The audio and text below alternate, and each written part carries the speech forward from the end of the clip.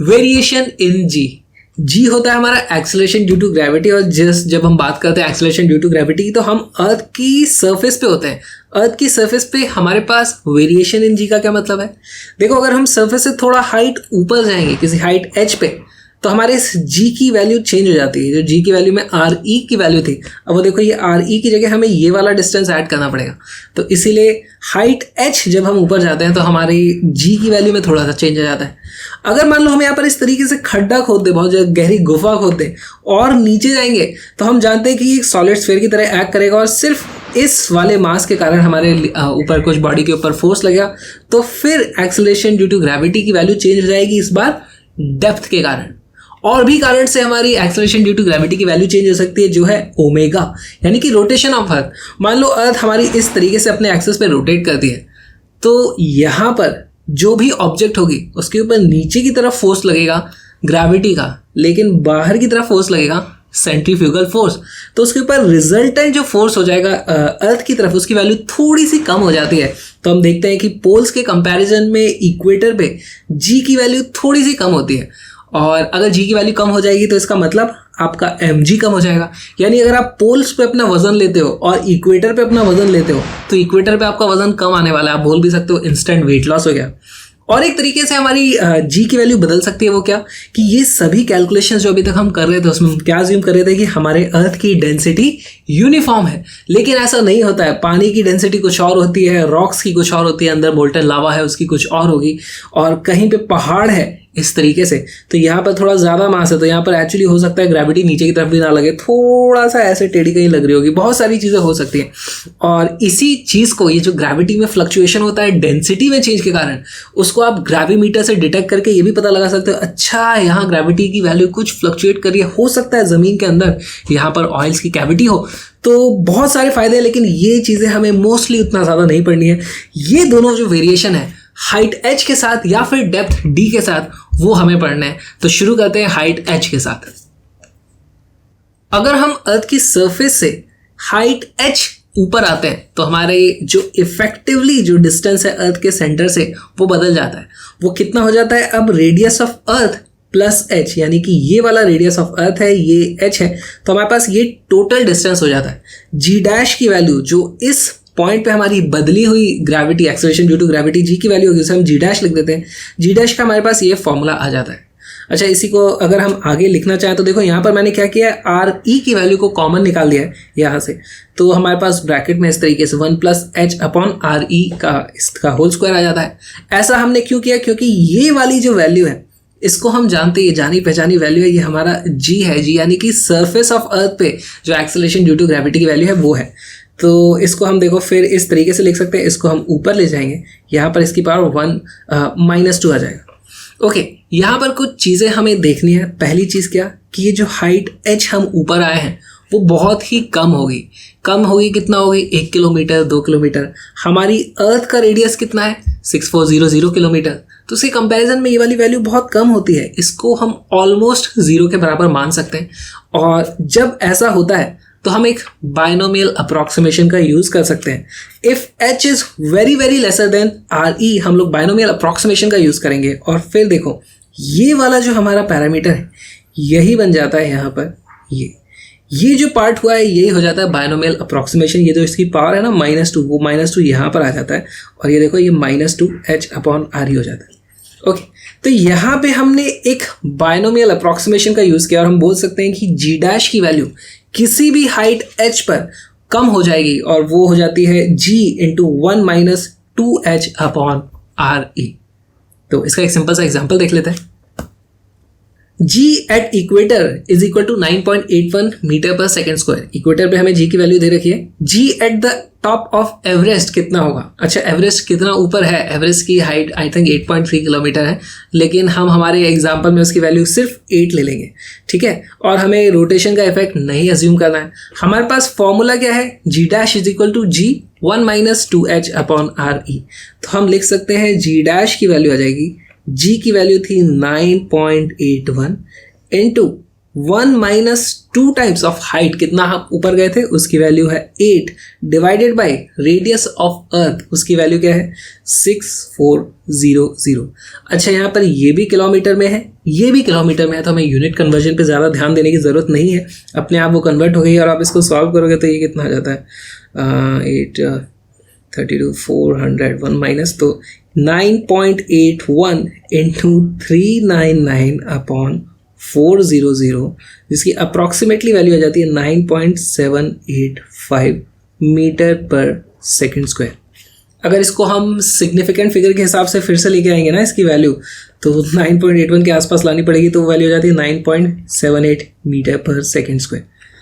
तो यहाँ पर थोड़ी सी हो सकता है कैलकुलेशंस करने में आपको मुश्किल आ सकती है, लेकिन फॉर्मूला तो बहुत ही ज़्यादा सिंपल है।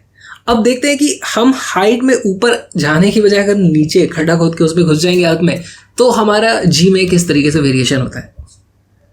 इस बार हमने अर्थ में डी डेप्थ का एक गड्ढा खोद दिया है, उसमें हम जैसे ही नीचे आते हैं तो देखो हमारी अर्थ को हम एक यूनिफॉर्म डेंसिटी का स्फीयर मानते हैं। अगर हम स्फीयर के अंदर आ जाते हैं तो हमारे पास जो भी ग्रेविटेशनल फोर्स लग रहा होगा यहाँ पर, वो सिर्फ इस अंदर वाला जो हमारा स्फीयर है इसके मास के कारण लग रहा होगा। ये जो बाहर वाले हमारे मास है, इसके कारण कोई भी ग्रेविटेशनल फोर्स उनके अंदर वाले पार्टिकल पे नहीं लगता है। तो हम क्या बोल सकते हैं, हम यहाँ पर बोल सकते हैं जी डैश की वैल्यू जो हो जाएगी, जी डैश की वैल्यू हो जाएगी G M dash upon R dash का स्क्वायर। यहाँ पर ये एम डैश क्या चीज़ है, एम डैश ये वाले स्फीयर का मास हो जाएगा, और ये आर डैश स्क्वायर कौन सा है, आर डैश यही वाला जो हमारा रेडियस हो जाएगा, आर डैश ये हो जाएगा। तो इसको सॉल्व करते हैं। सबसे पहले हम पता करते हैं कि एम डैश की वैल्यू क्या हो जाएगी। अच्छा, अर्थ का मास क्या होता है, मास होता है डेंसिटी इनटू वॉल्यूम, और हम मान के चल रहे हैं इस पर्टिकुलर केस में कि हमारी अर्थ की पूरी डेंसिटी यूनिफॉर्म है, जबकि ऐसा नहीं होता है। हम जानते हैं कि अर्थ मेनली 3 पार्ट्स में डिवाइडेड है, लेकिन उस सब डिटेल पे अभी घुसने का टाइम नहीं है। हम देखते हैं कि एम डैश की वैल्यू क्या हो जाएगी। एम डैश की वैल्यू हो जाएगी M dash is equal to mass of earth into X cube upon R E का क्यूब।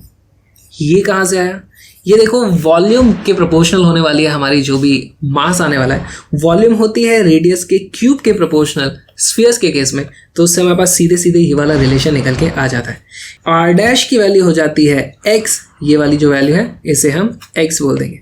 ओके, तो हमारे जी डैश की वैल्यू यहाँ से क्या आ जाती है, जी डैश की वैल्यू आ जाती है g dash is equal to g M E x cube upon R E का क्यूब इंटू आर डैश का स्क्वायर नीचे में है तो यहाँ पर एक्स स्क्वायर आ जाएगा। इसको आप सिंप्लीफाई करोगे तो ये आ जाएगा g M E upon R E का square into x upon R E, x upon R E. अच्छा, ये वाली जो चीज़ है ये क्या है, ये तो हमारा g at surface of earth है, तो इसी को हम लिख सकते हैं g dash is equal to g times x upon R E, यानी कि एक लीनियर वेरिएशन है। अगर मैं यहाँ से इस तरीके से ग्राफ बनाना चाहूँ, इसके सेंटर से इस तरीके से ग्राफ बनाना चाहूँ, अगर मैं अर्थ के अंदर जाता जाऊँगा तो सरफेस पे हमें मैक्सिमम जी की वैल्यू मिलती है और इस तरह भी मैक्सिमम जी की वैल्यू मिलने वाली है। इस तरीके से हमारा ग्राफ आता है, एक लीनियर वेरिएशन है एक्स के साथ में। और हमने देखा भी था सॉलिड स्फीयर के केस में हमारा कुछ ऐसा ही फोर्स का ग्राफ आता है। ओके, एक्स को यहाँ पर क्या लिखा जा सकता है, एक्स को हम लिख देंगे X is equal to R E minus D. देखो ये है R E minus D is equal to हमारा एक्स। वो लिखते ही हमारे जी डैश की वैल्यू बन जाती है g times 1 minus D divided by R E. इस फॉर्मूले को हम याद कर सकते हैं। अब इसका एक क्वेश्चन सॉल्व कर लेते हैं। Assuming the earth to be a sphere of uniform density, हमने मान लिया यूनिफॉर्म डेंसिटी होती नहीं है, मानना पड़ता है। What is the value of G in a mine 100 kilometre below the earth surface? Radius of earth की वैल्यू दे रखी है 6400 किलोमीटर। तो देखो हमें पता है हमारे पास फॉर्मूला क्या है, G dash is equal to G into 1 minus D upon R E. अब यहाँ पर D की वैल्यू क्या हो जाएगी, D की वैल्यू है 100 किलोमीटर, आर ई की वैल्यू है 6400 किलोमीटर, और यहाँ किलोमीटर से किलोमीटर कट जाएगा, 00 से 00 कट जाएगा। इसकी वैल्यू आ जाएगी G इंटू 63 अपॉन 64 इसकी वैल्यू आ जाती है अप्रॉक्सीमेटली 9.81 से थोड़ी सी कम आने वाली है ना 9.81 से थोड़ी कम आएगी, लेकिन यहाँ पर ऑप्शन देख के भी हम बता सकते हैं कि उसकी वैल्यू अप्रॉक्सीमेटली ये आ जाएगी, है ना। ये वाला सबसे सूटेबल ऑप्शन है, नहीं तो आप कैलकुलेट करके भी इसका आंसर निकाल सकते हो। और एक क्वेश्चन देखते हैं। The acceleration due to gravity at a height 1 kilometer above the earth is the same as at a depth d below the surface of the earth. Then d is equal to क्या होगा? 1 होगा, 2 होगा, 1/2 होगा, 3/2 होगा। बहुत ही simple question, बहुत ज़्यादा सिंपल। देखो हाइट में जब हम जाते हैं तो हमारे जी डैश की वैल्यू क्या आ जाती है, ये। डेप्थ में जाते हैं तो जी डैश की वैल्यू ये हो जाती है।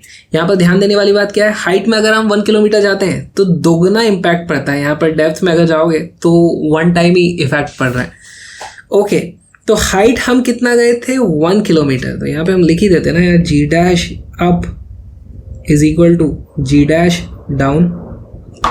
जी डैश अप की वैल्यू हो जाएगी g into 1 minus 2 times 1/r/e is equal to g down की वैल्यू हो जाएगी 1 माइनस 2 टाइम, मान लो हम डेप्थ डी गए थे तो यहाँ पे 2d नहीं होता, यहाँ पे सिर्फ d होता है, d डिवाइडेड बाई r। यहाँ पर देखो g से g कट गया, हमारे पास क्या वैल्यू आ जाएगी 1 minus 2/r/e is equal to 1 minus d/r/e। यहाँ से हमें पता चल जाता है कि d is equal to 2 kilometre. Answer is C. बहुत ही सिंपल क्वेश्चन था, लेकिन इस तरीके के क्वेश्चंस आते रहते हैं तो हमें पता होना चाहिए किस तरीके से इन्हें सॉल्व करना है। अब थोड़ा देख लेते हैं रोटेशन के साथ किस तरीके से हमारी वैल्यूज चेंज होती है। देखो हमारी अर्थ का एक्सेस इस तरीके से कुछ टेढ़ा है और वो इस तरीके से रोटेट कर रही है। रोटेट करती है तो सभी पे सेंट्रीपिटल फोर्स लगता है। कैसे, m⍵²r⍴, हमारे पास यहाँ पर इक्वेटर पे बाहर की तरफ सेंट्रीफ्यूगल फोर्स लगेगा, g इस तरफ लग रहा है। अच्छा, इस तरफ फोर्स की वैल्यू हो जाती है mg, इसको हम m से डिवाइड कर देते हैं तो हमारे पास एक्सेलरेशन ड्यू टू ग्रेविटी आ जाता है। यहाँ पर भी हम इसे m से डिवाइड कर देंगे तो हमारे पास क्या आ जाता है ω²r⍴। तो हम लिख सकते हैं कि g डैश एट इक्वेटर, उसकी वैल्यू क्या हो जाती है g माइनस ω²r⍴। लेकिन हमसे बोल दिया जाए कि अच्छा यहाँ पे इस पॉइंट पे बताओ आप क्या वैल्यू होगी, तो यहाँ पर पहली बात तो g इस तरफ लग रहा होगा और हमारे पास सेंट्रीफ्यूगल फोर्स इस तरफ लग रहा होगा, और सेंट्रीफ्यूगल फोर्स में यहाँ पर हमारा ये वाला रेडियस यूज होगा क्योंकि घूम तो वो इस तरीके से सर्किल में रहा है। तो ये वाला जो रेडियस है वो हो जाता है इस r⍴ का cos थीटा। तो ये वाला रेडियस हो जाएगा r⍴ डैश की जो वैल्यू हो जाएगा r⍴ cos थीटा। फिर उसके बाद उसका स्क्वायर है, और यहाँ पर जो भी इस डायरेक्शन में सेंट्रीफ्यूगल फोर्स लगेगा उसका भी हमें इस डायरेक्शन में cos थीटा फिर एक और बार करना पड़ जाएगा।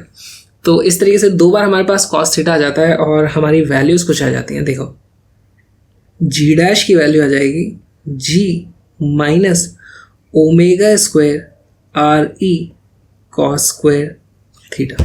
तो इस तरीके से हम क्वेश्चंस को सॉल्व कर सकते हैं। इसके वैसे क्वेश्चन ज़्यादा आते नहीं हैं, पर कौन से पता होना चाहिए। मेरे साथ लाइव फिजिक्स पढ़ोगे तो आ जाओ बॉम्ब फिजिक्स पर, जहाँ पर सारी की सारी लाइव क्लासेस होती है मेरी एब्सोल्युटली फ्री। इस लिंक पर आकर के आप मेरी लाइव क्लासेस को अटेंड कर सकते हो।